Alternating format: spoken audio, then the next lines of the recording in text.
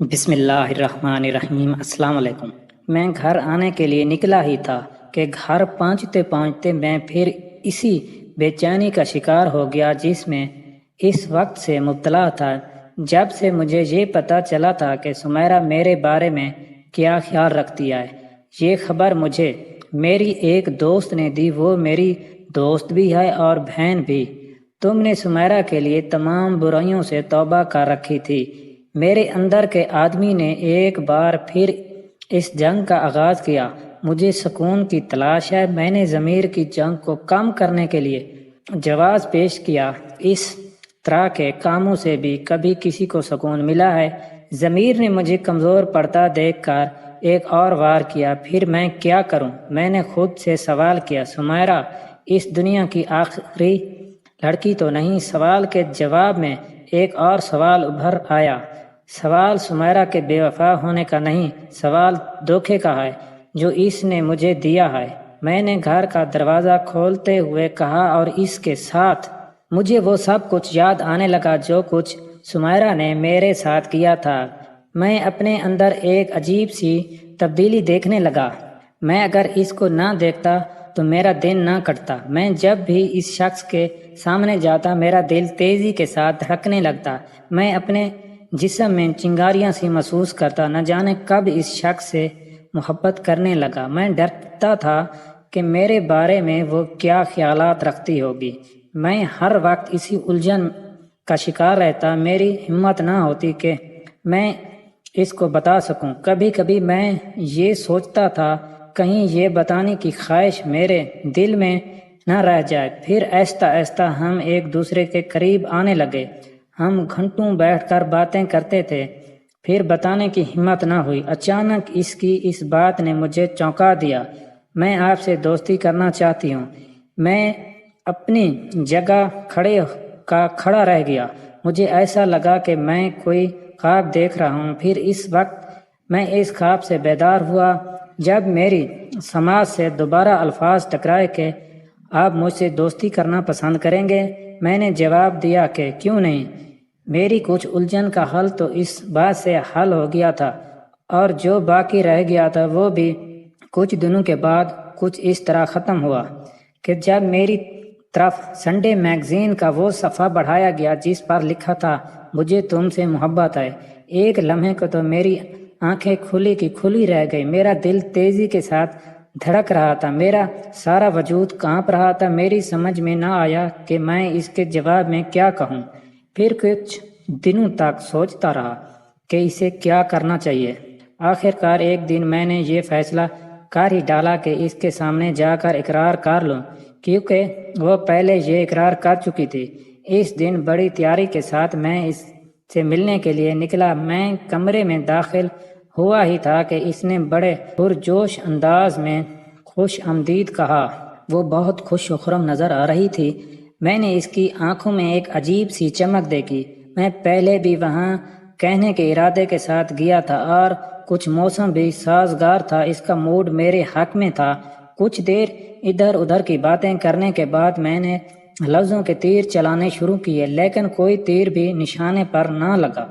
تو میری بات اس کی سمجھ میں نہیں آ رہی تھی، یا پھر وہ جان بوجھ کر انجان بن رہی تھی۔ پھر آخر کار میرے پاس صاف صاف بات کرنے کے علاوہ کوئی چارہ نہ تھا، کیونکہ وہ ڈرامے بازی کر رہی تھی۔ اور افسوس کہ میں نے وہ 3 الفاظ کاغذ پر لکھ کر اس کی طرف بڑھائے۔ میرا سر بری طرح چکرا رہا تھا، مجھے جھٹکے محسوس ہو رہے تھے، میری ٹانگیں کپ کپا رہی تھی، ایسے لگ رہا تھا کہ میں اگلے لمحے زمین پر گر جاؤں گا۔ میری تمام بے چینی کو اس کی ایک مسکراہٹ نے ختم کر دیا۔ اس کی طرف سے کوئی گرین سگنل موصول نہ ہوا تو میں بہت خوش تھا۔ میری زندگی کا بہت خوشگوار دن تھا۔ مجھے خوشی کی وجہ سے اس رات نیند نہ آئی۔ اس کی طرف سے کوئی گرین سگنل موصول نہیں ہوا تھا، تاہم پھر بھی میں اس کے منہ سے سننا چاہتا تھا۔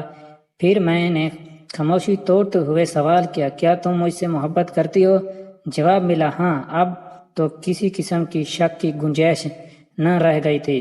ہماری ملاقات تقریباً روزانہ ہوا کرتی تھی۔ ہم بڑی دیر تک باتیں کرتے تھے۔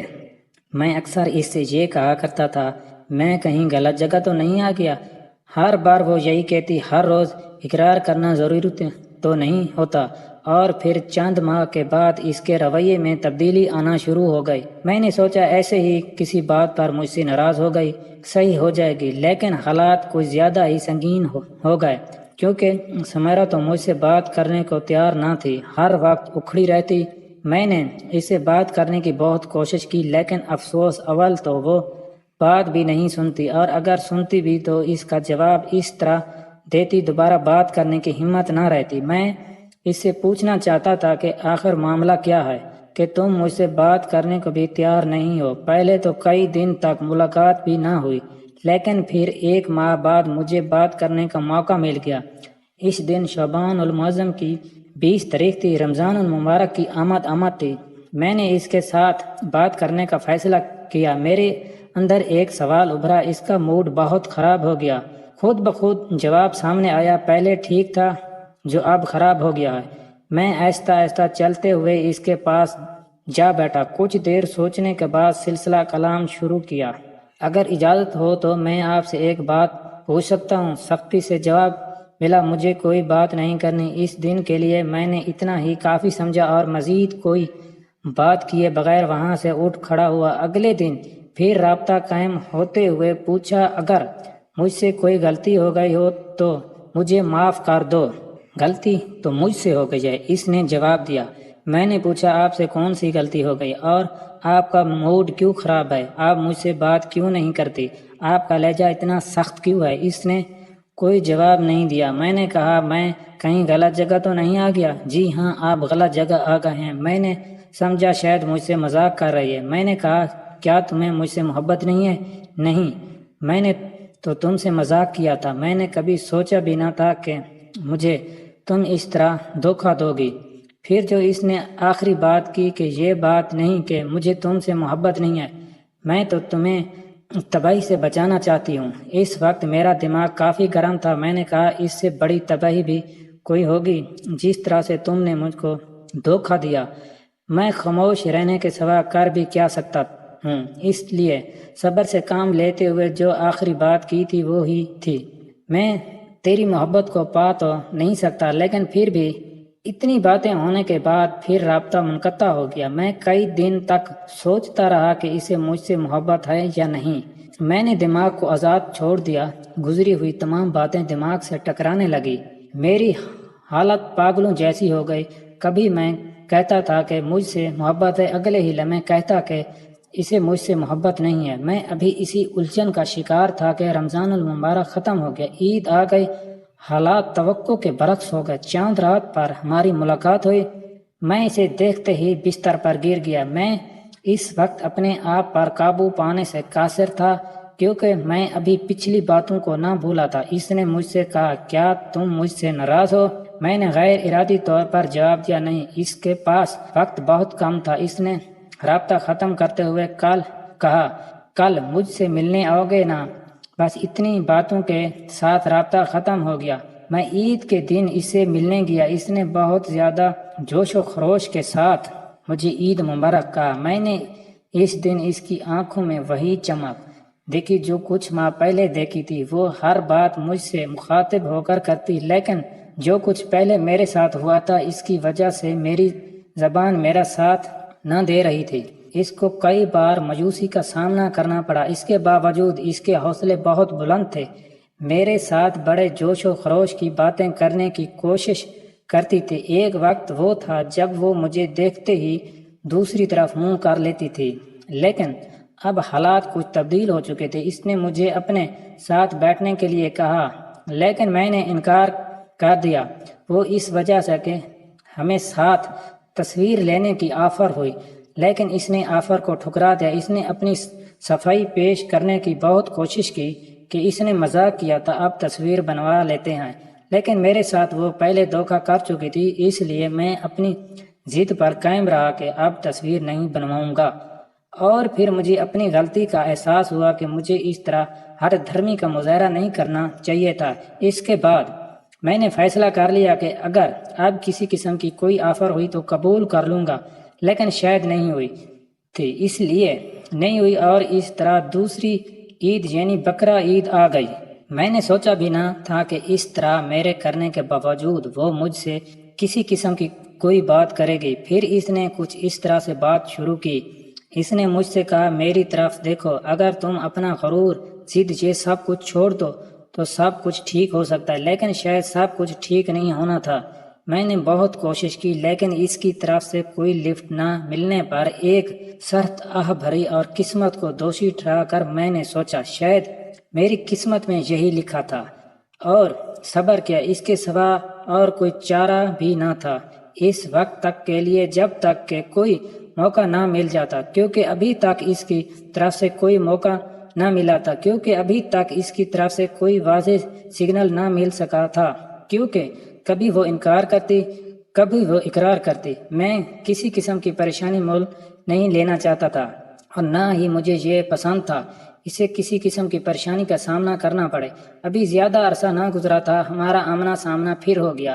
قدرت نے ہمیں ملانا تھا، قدرت والے نے ایک بار پھر میرے ساتھ مذاق کرنا تھا۔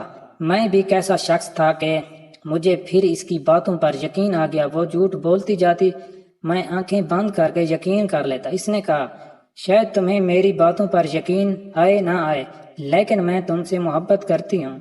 میں پھر اس کی باتوں میں آ گیا۔ میرے ذہن میں بہت سارے سوالات تھے، میں ان سوالوں کے جوابات اس سے لینا چاہتا تھا۔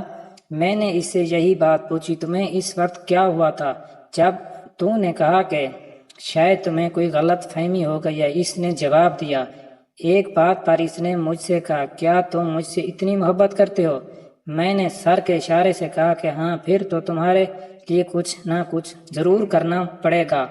اور پھر ٹھیک اسی طرح جس طرح موسم بہار کے بعد موسم خزاں آتا ہے، اور موسم خزاں کا وقت آ گیا اور اس نے مجھ سے بات کرنا چھوڑ دی۔ مجھے بھی اسی بات پسند نہیں تھی کہ جب اس کا دل چاہے میرے ساتھ کھیلے اور جب چاہے پھینک دے۔ میں نے بھی بات کرنا چھوڑ دی۔ جیسے ہی اس میں دلچسپی لینا چھوڑی، اس کا رویہ پھر کچھ نرم ہو گیا۔ اس نے مجھ سے کہا، کیا تم مجھ سے سیدھی طرح بات نہیں کر سکتے؟ ابھی اس بات کو 2 دن ہی گزرے تھے کہ اس کی ایک دوست نے اس سے پوچھا، تمہارا اور مدثر کا کیا معاملہ ہے؟ اس نے کہا، کوئی معاملہ بھی نہیں ہے، سارا قصور اس کا ہے۔ میں نے کبھی اس کو لفٹ بھی نہیں کرائی، وہ ہمیشہ مجھے تنگ کرتا رہتا ہے۔ میں نے تو کبھی ایسا سوچا بھی نہیں۔ نہ جانے وہ یہ سب جھوٹ کیوں بول رہی تھی، ڈر کی وجہ سے یا اس کے اندر کوئی اور بول